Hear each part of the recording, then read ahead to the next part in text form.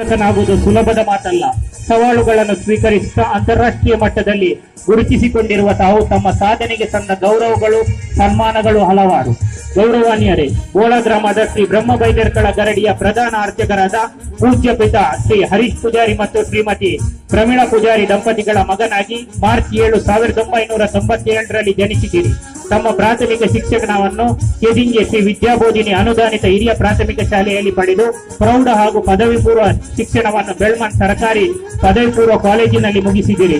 Moodbidri NSMP ಕಾಲೇಜಿನಲ್ಲಿ diploma ಶಿಕ್ಷಣವನ್ನು ಮುಗಿಸಿ ನಂದಳಿಗೆ ಗ್ಲೆನೇಶಿಯಾ ವುಡ್ ಇಂಡಸ್ಟ್ರಿಯಲ್ಲಿ ಉದ್ಯೋಗದಲ್ಲಿರುವ ತಮ್ಮ ಸಾಧನೆ ಕ್ಷೇತ್ರದ ಕರಾಟೆಯ ತರಬೇತುದಾರರನ್ನು ಬೆಳ್ಮನ್ ಸತೀಶ್ ಪೂಜಾರಿ ಅವರಿಂದ ಕರಾಟೆ ಪಡೆದು ಸಾಧನೆಯ ಕಿರೀಟವನ್ನು ಧರಿಸಿರುವ ಸಾಧಕರು ತಾವು.